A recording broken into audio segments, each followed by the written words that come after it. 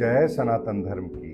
प्रिय सनातनियों, आप सभी का स्वागत है हमारे इस कार्यक्रम में। सनातनियों, पाकिस्तान बिकने को तैयार है।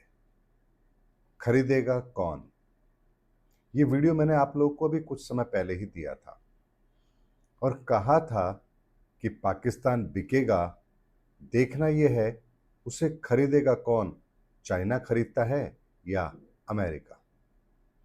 चाइना तो पाकिस्तान को खरीदने की रेस में बाहर हो गया, क्योंकि ट्रेड सैंक्शन जो लग रहे थे उसकी वजह से चाइना ने अपनी इकोनॉमी को बचाना पहली प्राथमिकता समझा, कंपेयर टू कि वो भारत को परेशान करने के लिए या एशिया में अपने वर्चस्व के लिए पाकिस्तान का इस्तेमाल करे। इससे ज़्यादा उसे लगा कि उसे अभी अपनी इकोनॉमी को संभालना चाहिए। बचता है फिर अमेरिका, और अमेरिका ने पाकिस्तान को खरीद लिया है और अब पाकिस्तान बलि का बकरा बनने के लिए तैयार है। सनातन एक बात को समझिए, अमेरिका ने पाकिस्तान को इसलिए नहीं खरीदा है कि उसे वो अपने अमेरिका के मुकुट का, ताज का हीरा बनाएगा, बल्कि अमेरिका ने पाकिस्तान को इसलिए खरीदा है ताकि उसे बलि का बकरा बनाया जा सके, और पाकिस्तान इसके लिए बिल्कुल तैयार है।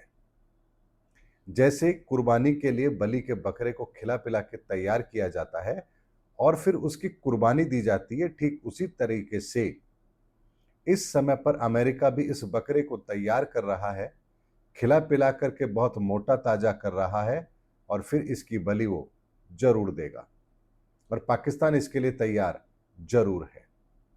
ये बात जो मैं आप लोग को कह रहा हूं, इसके पीछे के एक एक तर्क को समझ लीजिए, आपको मेरी बात अक्षर अक्षर समझ आएगी। अगर ब्रह्मांड में सिचुएशन ये बन रही है, परिस्थितियां ये बन रही हैं, शनि अब वक्री होने जा रहे हैं, बृहस्पति अतिचारी है, 30 मार्च के बाद से ग्रहों का कॉम्बिनेशन बहुत ही यूनिक तरीके से और बहुत तेजी से बदल रहा है। इन सारे घटनाक्रम का मैंने आपको पहले ही आकलन दिया था। अब तो आप केवल उस आकलन को सच होता हुआ पा रहे हैं। ऐसे में सनातन एक बात को समझिए, अमेरिका इस समय पर रशिया को भी, चाइना को भी काउंटर करना चाहता है, और इन दोनों देशों को कंट्रोल करने के लिए मिडिल ईस्ट के अंदर उसको कोई ना कोई एक ऐसा देश जरूर चाहिए जिससे वो अपनी इस महत्वाकांक्षा को पूरा कर सके। लेकिन ईरान इस समय पर एक ऐसे रोड़े के रूप में उसके सामने है जिसको निकालना अमेरिका की मजबूरी है, क्योंकि ईरान के होते हुए ये संभव नहीं है। ऐसे में इजराइल केवल एक अकेला देश है ऐसा जो इस पूरे मिडिल ईस्ट के अंदर, अगर मैं बात करूं, तो अमेरिका की महत्वाकांक्षा को पूरा करने में सहायक है। वरना आप कंपेयर कीजिए कि छोटा सा इजराइल और उसके सामने इतना बड़ा ईरान, आखिर वो इसको टक्कर दे कैसे रहा है, और इजराइल इतने युद्ध को झेलने के बाद भी, इतनी परिस्थितियों को झेलने के बाद भी इकोनॉमिकल वो इतना स्ट्रांग कैसे है। इस बात की गंभीरता को आपको समझना पड़ेगा, क्योंकि इजराइल के पीछे अमेरिका का हाथ है।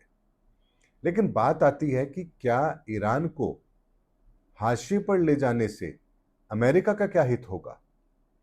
तो एक बात को समझिए, ईरान की सीमा पाकिस्तान से लगती है, अफगानिस्तान से लगती है, पाकिस्तान की सीमा भारत से लगती है, ईरान की सीमा रशिया के आसपास कुछ कंट्री से भी लगती है, और अगर आप कहेंगे तो ईरान एक ऐसे भूक्षेत्र में आता है, उसकी ज्योग्राफिकल कंडीशन इस तरह की है कि अगर पाकिस्तान को अपने पाले में कर लिया जाए तो वो कुछ हद तक ईरान को कंट्रोल करने में कामयाब जरूर होगा, क्योंकि इजराइल से ईरान को कंट्रोल करना बड़ा थोड़ा मुश्किल पड़ता है, क्योंकि उनके बीच की दूरी बहुत ज्यादा है। ऐसे में उसे एशिया के अंदर ऐसा कोई देश तो चाहिए जिसकी वजह से वो ईरान, चाइना और रशिया को कंट्रोल कर सके। इसके लिए पहले उनकी नीति में अफगानिस्तान था, लेकिन अफगानिस्तान में चूंकि वहां पर कोई ऐसी शासन व्यवस्था नहीं है जो उनके हाथ की कठपुतली बन सके, ऐसे में अफगानिस्तान में बहुत लंबे समय तक अमेरिका ने कोशिश की और आखिर जो बाइडेन के समय पर अमेरिका की सेना अफगानिस्तान से चली गई। लेकिन उसके कुछ समय के बाद में जब ये हालात बने हैं तो अमेरिका को दोबारा लगता है कि एशिया के अंदर, इस क्षेत्र के अंदर, ईरान के आसपास के क्षेत्र के अंदर यदि हमें अपनी पकड़ मजबूत करनी है तो हमें कोई ना कोई देश तो जरूर चाहिए। और इसके लिए सबसे सीधा और एक सरल रास्ता जो अमेरिका को लगता है और वो है पाकिस्तान। अब बात आती है कि पाकिस्तान को खरीदना है तो आखिर खरीदेंगे कैसे? पाकिस्तान इस समय कर्ज के हालात में है और दूसरी तरफ भारत उसकी नाक में दम किए हुए है, क्योंकि भारत उसको मारता 10 है और गिनता 1 है। और बार बार शिकस्त खाने के बाद भी पाकिस्तान अपनी हठधर्मिता छोड़ने को तैयार नहीं है। ऐसे में एक गुप्त डील होती है अमेरिका और पाकिस्तान के बीच में। और ये डील कोई आज पहली बार हमारे सामने आ रही है ऐसा भी नहीं है। सनातनी और सारा का सारा आकलन मैं आपको ग्रहों के आधार पर दे रहा हूं कि कौन सा ग्रह किस तरह की नीति को लागू करवाता है और किस तरह की नीति कैसी सोच के साथ अपने कार्य को अंजाम देने की ताकत रखती है। इस बात को ऐसे समझिए कि हम कैसे पता लगाते हैं कुंडली को देखकर कि आपका दुर्घटना योग बन रहा है या आपकी नौकरी में संकट आने वाला है या आपको फाइनेंशियल लॉस होने वाला है। हम ग्रहों का ही तो आकलन करते हैं, उसके आधार पर ही तो आपको बताते हैं। ठीक इसी तरह से जब जियोपॉलिटिकल सिचुएशन पर हम इन ग्रहों की परिस्थिति को रखते हैं तो वहां से जो परिस्थिति बाहर निकल कर आती है मैं उसी का आकलन आपको दे रहा हूं। ऐसे में सनातनियों पाकिस्तान अमेरिका के पास जाकर गिड़गिड़ाता है और ये अमेरिका के लिए बहुत अच्छा मौका भी था। पाकिस्तान को क्या चाहिए था? पैसा। तो वर्ल्ड बैंक से अमेरिका पाकिस्तान को कर्ज दिलवा देता है, लेकिन उसके साथ में एक शर्त भी रखी जाती है कि तुम्हें पैसा तो मिल रहा है लेकिन मुझे तुम्हारा साथ चाहिए। मुझे इस एशिया के अंदर अपने कार्य को पूरा करने के लिए मुझे तुम्हारा साथ चाहिए। लेकिन आप जानते हैं कि पाकिस्तान भी कमजोर तो नहीं है, वो भी बुद्धिमान तो है। तो यहां अमेरिका के साथ वो एक शर्त रखता है। शर्त यह रखता है कि मैं आपको इस क्षेत्र के अंदर आपकी महत्वाकांक्षा को पूरा करने में आपका साथ तो दूंगा, लेकिन मेरी भी एक शर्त है और वो शर्त ये है कि मुझे भारत को भी निपटाना है। भारत के साथ भी मेरी पुरानी दुश्मनी है, मुझे उसका भी बदला लेना है। और अमेरिका यहां इस बात के लिए तैयार हो जाता है। इस घटनाक्रम को आप भविष्य में घटने वाली भविष्य मालिका की उस घटना से जोड़कर देखिए जहां यह कहा गया है कि 13 मुस्लिम राष्ट्र मिलकर भारत पर आक्रमण करेंगे। ये उसका बीज इस समय पर डाला जा चुका है। ऐसे में अमेरिका कहता है कि ठीक है, भारत के खिलाफ मैं तुम्हारा साथ दूंगा। ऐसे में एक बहुत ही बेहतरीन चाल यहां चली जाती है और पहलगाम घटना को अंजाम दिया जाता है। और अंजाम इसलिए दिया जाता है कि वो ये जानते हैं कि भारत के अंदर इस समय जो सरकार है वो इस रिएक्शन के बदले कुछ ना कुछ तो प्रतिक्रिया जरूर देगी। यानी पहलगाम की घटना जो होगी उसका कुछ ना कुछ रिएक्शन तो होगा और वो कोई ना कोई सैन्य कार्रवाई जरूर करेंगे। ऐसे में भारत ने वो जवाब दिया और भारत के जवाब देने पर पाकिस्तान को काफी पीड़ा भी हुई। लेकिन उसके साथ एक ट्विस्ट आता है कि डोनाल्ड ट्रंप ये कहते हैं कि मैंने भारत और पाकिस्तान के बीच का युद्ध समाप्त करवा दिया। अब इस घटनाक्रम को जरा पॉलिटिकल अंदाज में समझिए। अगर ये भारत ये कहता है कि हमने समझौता किया लेकिन पाकिस्तान से सीधे किया, तो यहां एक प्रश्न पैदा होता है कि आखिर इसकी जरूरत क्या थी? हमें कहां नुकसान हो रहा था कि जहां हमें पाकिस्तान के साथ कोई समझौता करना पड़ रहा था? हम 2-4 दिन उसको और अच्छी तरह से जवाब देकर भी समझौता कर सकते थे। और अगर हमने पाकिस्तान के साथ डायरेक्ट समझौता किया है, युद्ध विराम किया है, तो फिर युद्ध विराम की घोषणा के बाद में पाकिस्तान ने सीज फायर का उल्लंघन क्यों किया? और अगर पाकिस्तान ने सीज फायर का उल्लंघन किया तो फिर हमने उसको काउंटर रिप्लाई क्यों नहीं किया? क्योंकि बात तो दोनों के बीच की थी, दोनों सहमत थे सीज फायर के लिए। तो एक ने अगर सीज फायर तोड़ा तो भारत को उसका जवाब देना चाहिए था, लेकिन भारत ने उसका जवाब नहीं दिया। यानी यहां पर अंदर खाते अमेरिका ने पाकिस्तान का साथ दिया है और अमेरिका जानता है कि इस समय पर भारत की पॉलिटिकल सिचुएशन क्या है। यहां पूर्ण बहुमत की सरकार नहीं है और विपक्ष कुछ हद तक सरकार पर हावी है और वर्तमान की परिस्थितियां भी थोड़ी अलग है। और इसीलिए सनातनियों में कहता हूं कि बहुमत की सरकार का होना बहुत जरूरी है और ये चिंता मुझे पहले से थी। इसीलिए मैंने 2022 में ही ये बहुत स्पष्ट तौर पर कहा था कि फरवरी 2024 से पहले चुनाव होने चाहिए, अन्यथा हम बहुत बड़े गंभीर संकट में जरूर आएंगे। ऐसे में डोनाल्ड ट्रंप बार बार ये कहते हैं कि मैंने भारत और पाकिस्तान के बीच में युद्ध विराम कराया, और ये उनका बयान भारत के अंदर राजनीतिक गलियारे के अंदर एक बहुत बड़ा तूफान जरूर लेकर आता है। यानी एक ऐसी परिस्थिति है जिसका जवाब भी नहीं मिल सकता, और जवाब दिया जाए तो वो भी ठीक नहीं होगा। ऐसे में भारत को पाकिस्तान के बराबर लाकर खड़ा करने का काम जो अमेरिका कर रहा है, ये पाकिस्तान और अमेरिका की आपस की एक डील है जिसमें अमेरिका को ईरान को तबाह करने के लिए पाकिस्तान की धरती चाहिए, और पाकिस्तान को अपनी महत्वाकांक्षा पूरी करने के लिए अमेरिका को वो सब कुछ वो देना चाहता है जो अमेरिका इस समय पर चाहता है। और इसके बदले पाकिस्तान भारत को नीचा दिखाने के लिए जो वो कार्य अमेरिका से करवा सकता है, यहां वो करवाने की वो कोशिश भी करता है। यहां तक कि पाकिस्तान के जनरल अमेरिका में जाते हैं और वहां उन्हें डिनर दिया जाता है। वो कहते हैं कि ये मेरे बहुत अच्छे मित्र हैं, मैं इनसे प्यार करता हूं, पाकिस्तान से प्यार करता हूं। ये शब्दावली क्या आपको विचित्र नहीं लगती? एक तरफ वो जब पूरे दुनिया के अंदर से अगर बात करूं तो अमेरिका के अंदर इस समय मुस्लिमों की एंट्री पर एक तरीके से वो बैन लगा रहा है, इस्लामिक राष्ट्रों के खिलाफ युद्ध कर रहा है, और दूसरी तरफ वो पाकिस्तान को गोद में बिठा रहा है। ये दोहरी नीति क्या आपको समझ में आ रही है?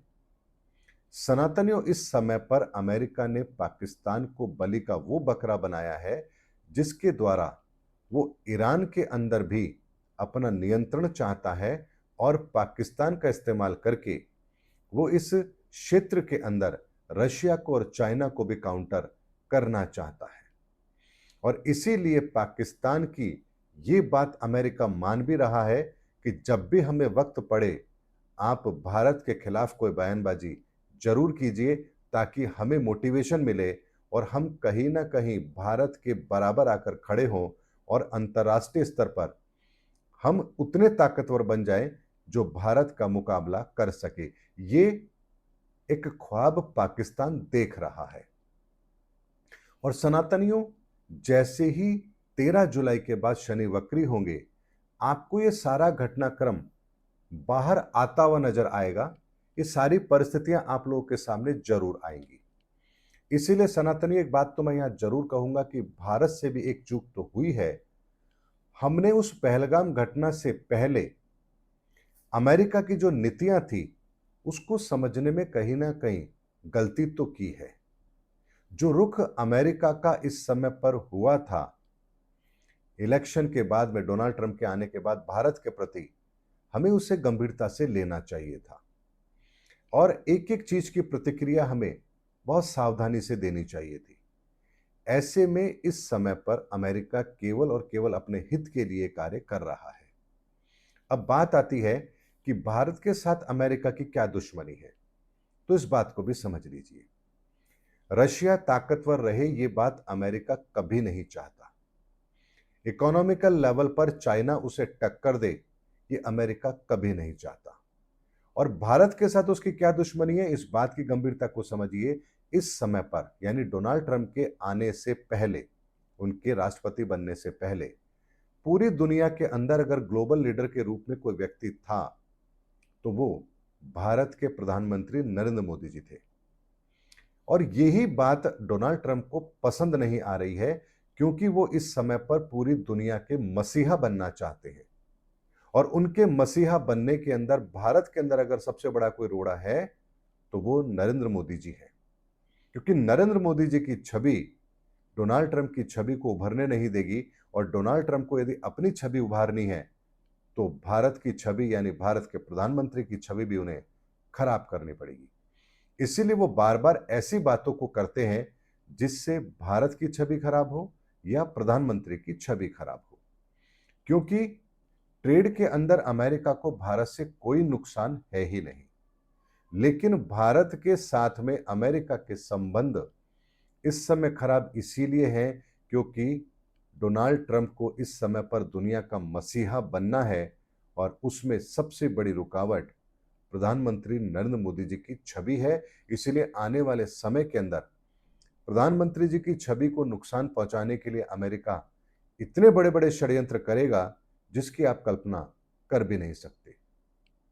चाइना की इकोनॉमी को बर्बाद करने के लिए क्रिप्टो का हथियार वो लेकर आ चुका है, और रशिया को बर्बाद करने के लिए उसने इजराइल के साथ भी और यूक्रेन के साथ भी कुछ ऐसी परिस्थितियों को बना रखा है कि रशिया युद्ध में उलझा रहे और अपनी ताकत को खोता चला जाए।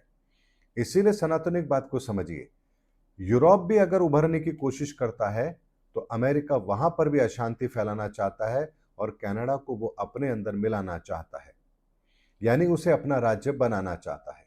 यानी इस समय पर पूरी दुनिया के अंदर अमेरिका अपने वर्चस्व को कायम करने के लिए एक ऐसी नीति पर काम कर रहा है जहां जो देश जिस तरह का है उसको वो उसी तरह से काउंटर करे। तो यहां यूरोप को वो कनाडा के द्वारा साधना चाहता है, रशिया को वो साध रहा है युद्ध के द्वारा, चाइना को वो इकोनॉमिकल कंडीशन के द्वारा साध रहा है, और भारत को वो उसकी छवि को खराब करके साध रहा है। और ऐसे में उसे हर जगह पर एक ऐसा स्थान जरूर चाहिए जो उसकी महत्वाकांक्षा को पूरा कर सके।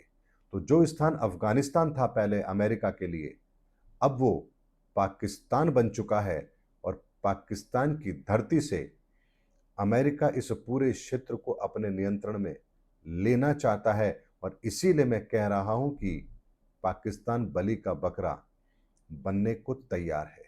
उसे ही पता ही नहीं है कब अमेरिका उसे हलाल कर देगा। इसीलिए सनातनियों इस समय पर भारत की नीतियां बहुत अलग होनी चाहिए। इस समय पर जो परिस्थितियां हैं उसका आकलन करना कोई साधारण बात नहीं है, और यदि आप आकलन कर भी लें तो उस समय पर जब आप आकलन कर रहे हैं उसके बाद जो परिस्थिति आपके सामने आ रही है उसमें आप एक्शन क्या लेंगे, ये तो हमारी समझ से भी बहुत दूर की बात है। इसीलिए पहले परिस्थिति को समझ लेना, और फिर परिस्थिति को समझने के बाद एक्शन क्या लेना है ये तय कर लेना, कि इस समय हम इंसानों के बस की बात है ही नहीं। इसीलिए मैंने अपने एक वीडियो में कहा भी था कि कली का चेहरा तो हमारे सामने आ चुका है, कली की नीतियां भी मैंने आपके सामने रख दी हैं। अब बस कल्कि की नीतियां और कल्कि का चेहरा सामने आना बाकी है, और फिर होगा इस धरती पर एक महासंग्राम, कली वर्सेस कल्कि। और यही होगा इस धरती पर धर्मयुग की स्थापना का वो अंतिम अध्याय जो बहुत जल्दी लिखा जाने वाला है। यानी कली की नीतियों का तोड़ इस दुनिया में किसी के पास नहीं होगा, होगा तो केवल और केवल कल्कि के पास। और यही कारण होगा कि कल्कि अपनी शक्तियों से पूरे विश्व को ही अपने नियंत्रण में ले लेंगे, क्योंकि जो परिस्थितियां बन रही हैं उसका यदि समाधान किसी के पास नहीं है तो हर देश, हर व्यक्ति चाहेगा कि उसे अपनी परिस्थितियों का समाधान मिले, और ये समाधान केवल और केवल कल्कि ही दे पाएंगे। इसीलिए सनातनियों, आज की वीडियो में मैंने आपको बहुत डिटेल में एक एक बात आप लोगों के सामने रखी है। इसके एक एक शब्द की गंभीरता को समझिए, बहुत सारे भविष्य के संकेत भी मैंने आपको आज के इस वीडियो में दिए हैं। इन संकेतों को यदि आप डिकोड कर पा रहे हैं तो निस्संदेह आप बहुत बड़े भविष्य की रूपरेखा को समझ पाएंगे। उम्मीद करता हूं सनातनियों, मेरा वीडियो आपको जरूर अच्छा लगा होगा। अगले वीडियो में आपसे फिर किसी दिव्य संदेश के साथ रहस्य उद्घाटन के लिए मैं आप लोगों के सामने आऊंगा। तब तक के लिए जय सनातन धर्म की, जय धर्म युग की, जय सनातन विश्व।